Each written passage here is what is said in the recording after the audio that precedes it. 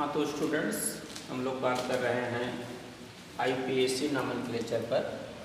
इस पर एक लेक्चर हम लोगों का हुआ है, तो उसी लेक्चर को हम लोग कंटिन्यूअस आगे बढ़ाएंगे। तो कार्बनिक यौगिकों के नाम लिखने की एक पद्धति है, जिनेवा पद्धति। इसमें हम लोग आईपीएसी टॉपिक पर कुछ चीज़ों को क्लियर किए थे कि जैसे प्रीफिक्स क्या हैं, रूट वर्ड क्या है, प्राइमरी सफिक्स क्या है। तो उसी को हम लोग आगे लेके चलते हैं। तो जो फार्मूला हम लोग लिखे थे IUPAC, यानी IUPAC बराबर यही हम लोग लिखते थे कि हमारा जो प्रीफिक्स है प्लस रूट वर्ड है प्लस प्राइमरी सफिक्स है प्लस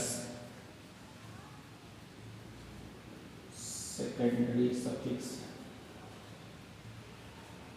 ये फार्मूला है। इन्हीं चार चीजों को prefix, root word, primary suffix और सेकेंडरी सफिक्स वो हम लोग समझ लेते हैं। तो कोई भी आईपीएसी नाम ले सकते हैं, जिसमें हम लोग तीन चीज़ें prefix, root word, primary suffix, तीन चीज़ों को समझे हैं। 14 जो है आपका सेकेंडरी सफिक्स। तो इसको हम लोग थोड़ा क्लियर करते हैं कि सेकेंडरी सफिक्स होते क्या है। सेकेंडरी सफिक्स, ठीक है, यानी ये फंक्शनल ग्रुप होते हैं। फंक्शनल ग्रुप, इसको हिंदी में हम लोग क्रियात्मक समूह कहते हैं। क्रियात्मक समूह। सेकेंडरी सफिक्स का मतलब है फंक्शनल ग्रुप से सेंस है क्रियात्मक समूह से। तो क्रियात्मक समूह होते क्या है, पहले हम लोग ये जानेंगे कि क्रियात्मक समूह होते क्या हैं। क्रियात्मक समूह क्या होते हैं, फंक्शनल ग्रुप क्या है।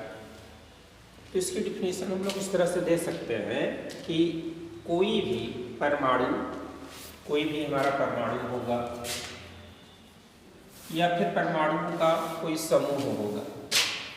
परमाणुओं का क्या होगा, समूह होगा। कोई परमाणु या फिर परमाणुओं का समूह जो किसी कार्बनिक यौगिक के, जो किसी कार्बनिक यौगिक के रासायनिक गुण के लिए उत्तरदायी होगा, उस परमाणु को या उस परमाणुओं के समूह को हम लोग क्या कहते हैं, क्रियात्मक समूह कहते हैं। ठीक है, कि which atoms are group of atom responsible for the properties of carbonic compounds is known as functional group। कोई भी परमाणु या परमाणुओं का समूह जो किसी कार्बनिक यौगिक के रासायनिक गुण के लिए उत्तरदायी होता है, उसको हम लोग क्रियात्मक समूह कहते हैं। तो कैसे लिखे, अगर हमें लिखे कि CH3, ठीक है, CH3 ना लिख करके पहले हम CH4 ही लिखते हैं, मेथेन है। इसके एक यदि हाइड्रोजन परमाणु को हम OH से रिप्लेस करें तो ये हमको मिलता है CH3OH, मेथिल एल्कोहल हो गया। तो यहाँ पर OH क्या है, आपका क्रियात्मक समूह है। अगर हम इसके एक हाइड्रोजन परमाणु को CH3COOH यानी COOH से रिस्पॉन्सिबल कर देते हैं, हम स्थापित कर देते हैं, ये क्या हो जाता है, इथेनोइक एसिड, एसिटिक अम्ल। एक क्या है, कार्बोक्सिलिक अम्ल है। इसके एक हाइड्रोजन परमाणु को हम लोग क्लोरीन से रिप्लेस कर दिए तो CH3Cl, क्लोरोमेथेन हो गया। इसके एक हाइड्रोजन परमाणु को हम लोग CHO से रिप्लेस कर दिए, CH3CH और एसिटाल्डिहाइड यानी एल्डिहाइड हो गया। तो यहाँ पर CHO एक क्रियात्मक समूह है, OH एक क्रियात्मक समूह है, COOH एक क्रियात्मक समूह है। तो यह एक क्या है? परमाणु है। यह परमाणुओं के समूह है, ये भी परमाणुओं के समूह है और आपके ये भी परमाणुओं के समूह है। तो क्रियात्मक समूह का मतलब ये हुआ कि कोई भी परमाणु या फिर परमाणुओं का समूह जो किसी कार्बनिक यौगिक के रासायनिक गुण के लिए उत्तरदायी होता है, उस परमाणु या उस परमाणु समूह को हम लोग क्रियात्मक समूह कहते हैं। तो आप पढ़ते हैं कि आपके सिलेबस में बहुत सारे क्रियात्मक समूह हैं, कार्बोक्सिलिक अम्ल है, सल्फोनिक अम्ल है, एस्टर है, एल्डिहाइड है, कीटोन है, एमीन है, नाइट्राइल है, तमाम तरह के क्रियात्मक समूह हैं। तो उसमें से अगर हम कुछ क्रियात्मक समूहों को आज जान लें, छोटा छोटा बात कर लेते हैं हम, क्योंकि टॉपिक बड़ा है, इसको हम लोग थोड़ा छोटा करके ही देख लेते हैं।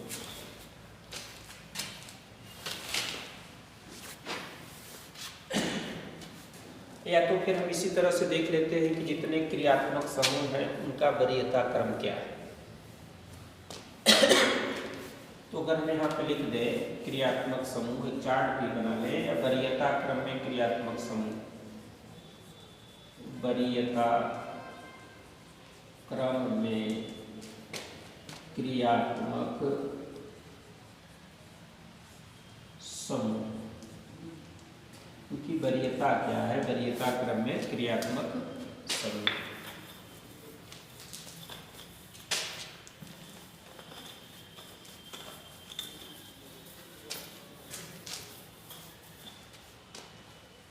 इसको थोड़ा सा चार्ट बना लेते हैं, जैसे हम लिख देते हैं यहाँ पर क्रियात्मक समूह, क्रियात्मक समूह, फिर लिख देते हैं हम लोग इसका सेकेंडरी सफिक्स, सेकेंडरी सफिक्स, फिर हम लोग लिख लेते हैं प्रीफिक्स नेम।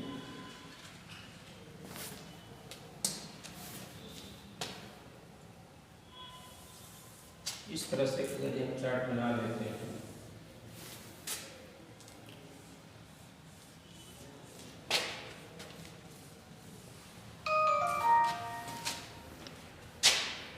ठीक है, तो अगर हम बात कर लेते हैं पहले क्रियात्मक समूह की, तो अगर पहला क्रियात्मक समूह सभी लोग जानते हैं कि COOH, इसको हम लोग कहते हैं कार्बोक्सिलिक एसिड, कार्बोक्सिलिक एसिड। ठीक है, इसका जो सेकेंडरी सफिक्स होता है OO8, और इसका जो प्रीफिक्स नेम होता है वो होता है कार्बोक्सी। दूसरा जो क्रियात्मक समूह है SO3H, इसको हम लोग कहते हैं सल्फोनिक एसिड, सल्फोनिक एसिड। ठीक है, इसका सेकेंडरी सफिक्स सल्फोनिक एसिड ही होता है, सल्फोनिक एसिड, और इसका प्रीफिक्स नेम हो जाता है सल्फो। तीसरा क्रियात्मक समूह की यदि हम बात करते हैं, वो है आपका COOR, यानी ए है आपका एस्टर। क्या है? Ester, COOR, ester. इसका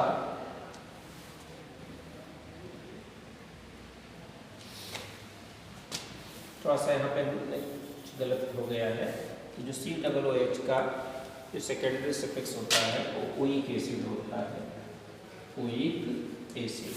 प्रीफिक्स नेम सही है, कार्बोक्सी ही होता है। COO एस्टर है। एस्टर का जो सेकेंडरी सफिक्स होता है वो होता है आपका O8। ठीक है। और इसका जो प्रीफिक्स नेम होता है alkoxy carbonyl. Alkoxy carbonyl, alkoxy carbonyl, COOR। चौथा जो होता है COX। एक्स सेंस है एलोजन से, इसको हम लोग कहते हैं एसिल हैलाइड। ये है आपके एसिल हैलाइड। ठीक है।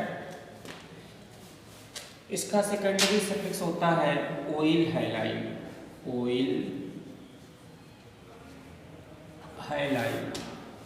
ठीक है। और इसका जो प्रीफिक्स नेम होता है हाइलोकार्बोनिल। हाइलोकार्बोनिल।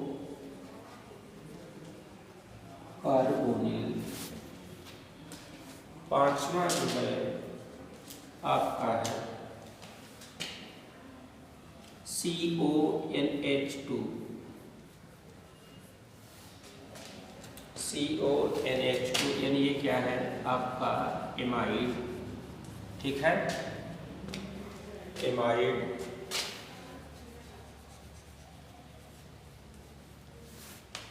और इसका जो प्रीफिक्स नेम होता है वो होता है कार्बामोइल।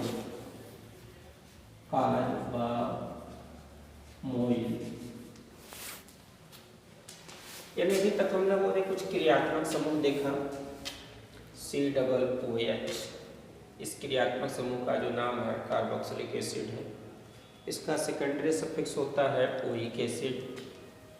इसका प्रीफिक्स नेम होता है कार्बोक्सी। दूसरे वरीयता क्रम में जो क्रियात्मक समूह है SO3H यानी सल्फोनिक एसिड। इसका सेकेंडरी सफिक्स सल्फोनिक एसिड होता है और इसका प्रीफिक्स नेम जो होता है वो सल्फो होता है। तीसरा क्रियात्मक समूह हमारा है COOR यानी एस्टर। एस्टर का सेकेंडरी सफिक्स O8 होता है और प्रीफिक्स नेम एल्कोक्सी कार्बोनिल होता है। चौथा क्रियात्मक समूह है COX। X का सेंस है हैलोजन से, इसको हम लोग एसिल हैलाइड। क्रियात्मक समूह का नाम है एसिल हैलाइड और इसका सेकेंडरी सफिक्स होता है ओइल हैलाइड और इसका जो प्रीफिक्स नेम होता है वो हैलो कार्बोनिल।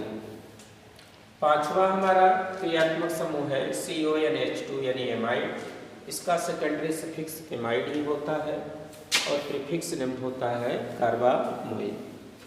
तो अभी तक हम लोगों ने 5 क्रियात्मक समूह वरीयता क्रम में, वरीयता क्रम का मतलब होता है सीनियरिटी ऑर्डर में, क्रम में हम लोग रखे हैं। अभी कम से कम आपके सिलेबस में 5 और क्रियात्मक समूह हैं, हम लोग उसको जान लेते हैं तब उसके बाद हम लोग एक्सरसाइज पे आते हैं। तो 5 और क्रियात्मक समूह को हम लोग लिख देते हैं।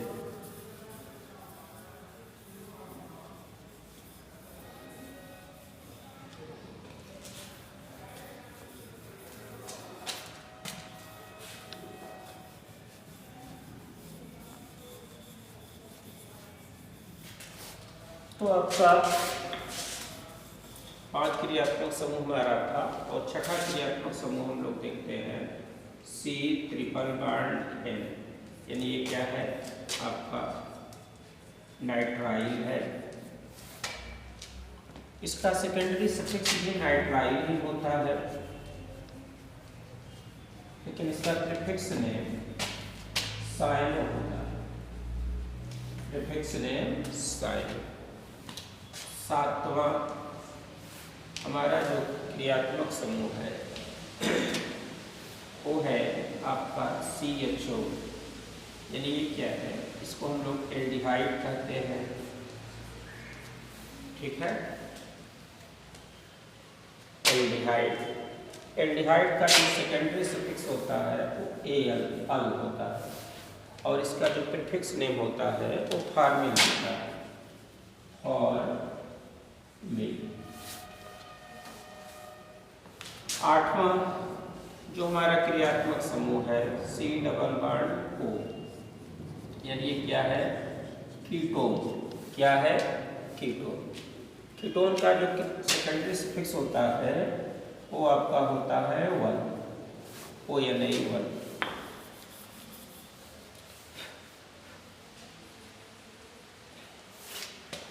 और इनका प्रीफिक्स नेम होता है कीटो आर आगजो। Keto are आगजो। नौवां हमारा क्रियात्मक समूह है OH। OH का मतलब होता है एल्कोहल। ठीक है। और हमारा इसका जो सेकेंडरी सफिक्स होता है वो OL होता है ऑल, और इसका प्रीफिक्स नेम होता है हाइड्रॉक्सी। हाइड्रॉक्सी। 10वां जो आपका क्रियात्मक समूह है वो है NH2। NH2 का मतलब होता है एक क्रियात्मक समूह का नाम है एमीन, और इसका सेकेंडरी सफिक्स भी क्या होता है? एमीन, और इसका प्रीफिक्स नेम होता है एमीनो। तो इस प्रकार से हम लोगों ने 10 क्रियात्मक समूह को देखा, उसके सेकेंडरी सफिक्स को देखा और उसके प्रीफिक्स नेम को भी देखा। यानी C ट्रिपल बॉन्ड N यानी नाइट्राइल, इस क्रियात्मक समूह का नाम है नाइट्राइल। इसका जो सेकेंडरी सफिक्स होता है वो भी नाइट्राइल ही होता है और प्रीफिक्स नेम क्या होता है? साइलो। आपका 7वां जो क्रियात्मक समूह है CHO यानी एल्डिहाइड, इसके सेकेंडरी सफिक्स का नाम होता है अल और इसके प्रीफिक्स का नेम होता है फॉर्मिल। 8वां जो है C double bond O ketone, यानी ये कौन सा क्रियात्मक समूह है? कीटोन।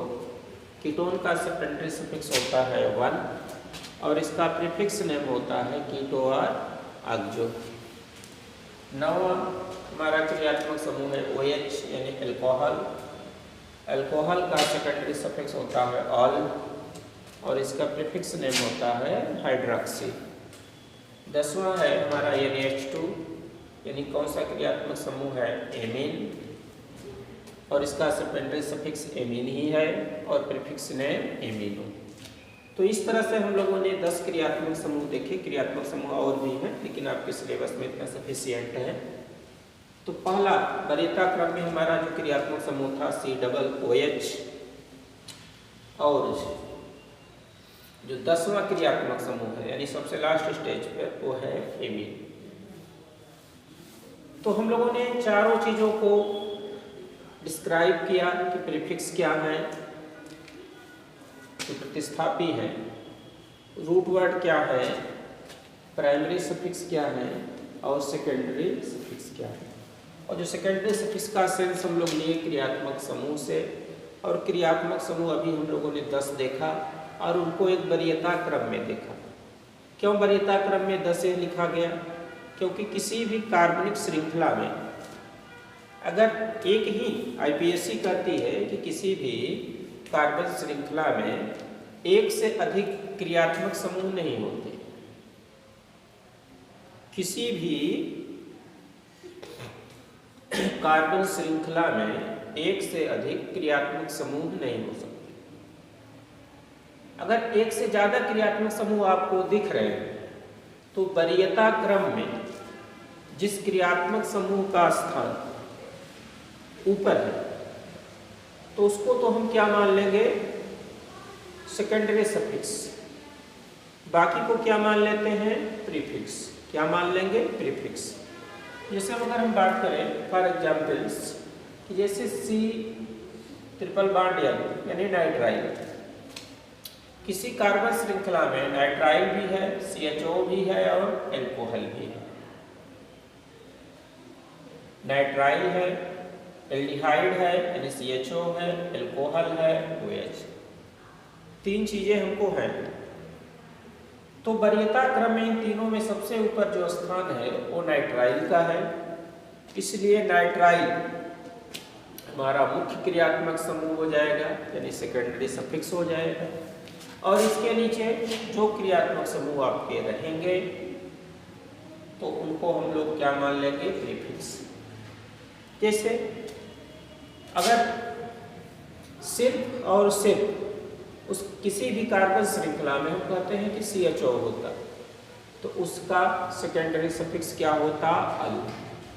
लेकिन अगर यह हो गया और यह यानी नाइट्राइल हो गए और एल्डिहाइड हो गए तो इसके यानी जो मेन सेकेंडरी सफिक्स है हमारा वो नाइट्राइल होगा। अब CHO सेकेंडरी सफिक्स नहीं होगा बल्कि वो क्या हो जाएगा, प्रीफिक्स हो जाएगा। और प्रीफिक्स इसका हम लोग यह लिखेंगे, फॉर्मिल लिखेंगे। ठीक है। जैसे कोई कार्बन श्रृंखला है, अगर उसमें COOH है, किसी भी कार्बनिक श्रृंखला में COOH समूह उपस्थित है तो वरीयता क्रम में सबसे ऊपर इसी का स्थान है, इसलिए यह आपका क्या बन जाएगा, क्रियात्मक समूह, सेकेंडरी सफिक्स। बाकी जितने भी क्रियात्मक समूह रहेंगे उसको हम लोग प्रीफिक्स की तरह क्या करेंगे, बिहेव करेंगे। तो यह 4 चीजों को हम लोगों ने भली भांति जाना कि prefix, root word, primary suffix और सेकेंडरी सफिक्स। सेकेंडरी सफिक्स का सेंस है क्रियात्मक समूह से, और उस क्रियात्मक समूह को हम लोग सेकेंडरी सफिक्स में क्या कहेंगे, यानी सेकेंडरी सफिक्स में देख लिया है। अब हम लोग कुछ बात करते हैं इसके एक्सरसाइज पर।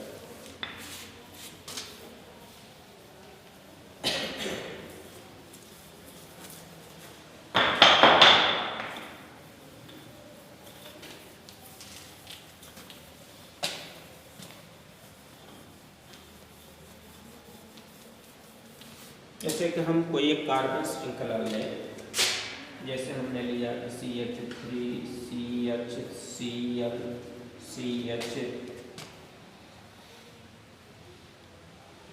Double CH double bond CH CH2 C double O।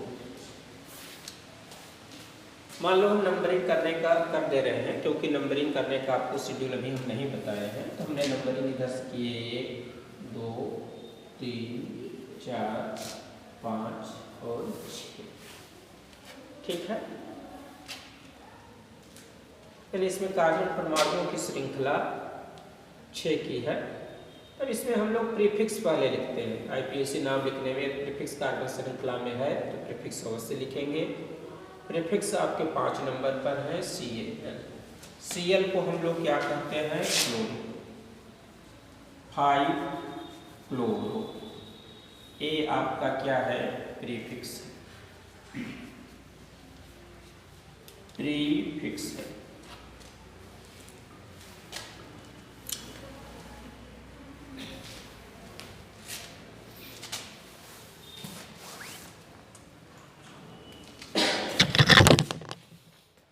इसके बाद आप लिखे 5 नंबर पर क्या है आपका प्रीफिक्स 5 क्लोरो। फिर रूट वर्ड। रूट वर्ड का मतलब होता है कार्बन श्रृंखला की लंबाई। कितनी लंबी है कार्बन श्रृंखला, 6। यानी क्या है, हेक्स। हेक्स क्या है आपका, रूट वर्ड। प्राइमरी सफिक्स यानी संतृप्त और असंतृप्त। यानी यह असंतृप्त श्रृंखला है, इसमें 3 नंबर, कार्बन 3 पर क्या है, डबल बॉन्ड, यानी 3 पर क्या है, इन है। यह चीज आपका क्या है, प्राइमरी सफिक्स है। फिर सेकेंडरी सफिक्स, यानी सेकेंडरी सफिक्स 1 पर क्या है इसका, ओइक। तो नॉर्मली हम लोग 1 नंबर लिखते नहीं हैं, अगर लिखते हैं इसका ई और इसका 1 क्या कर देते हैं, ड्रॉप कर देते हैं। यह चीज है आपका सेकेंडरी सफिक्स। अब इसका नाम आईपीएससी में अगर हम मिला करके पढ़ें तो 5-क्लोरो हेक्स 3-इनोइक एसिड, 3-इनोइक एसिड। अब ये भी नाम सही है, ये भी नाम इसको इस तरह से बोल सकते हैं कि 5-क्लोरो हेक्स 3-इन-1-ओइक एसिड। ठीक है, तो इस कार्बन श्रृंखला में आपकी चारों चीजें हैं, प्रीफिक्स हैं, रूट वर्ड हैं, प्राइमरी सफिक्स हैं और सेकेंडरी सफिक्स हैं। एक और श्रृंखला लेते हैं हम जिसमें एक से अधिक क्रियात्मक समूह उपस्थित हो।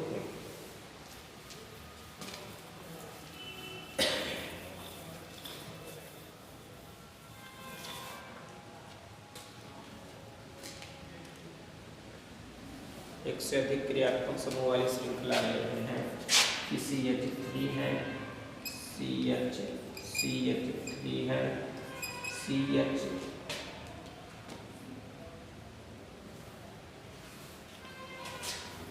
या इस तरह की श्रृंखला हम लोग ले लेंगे।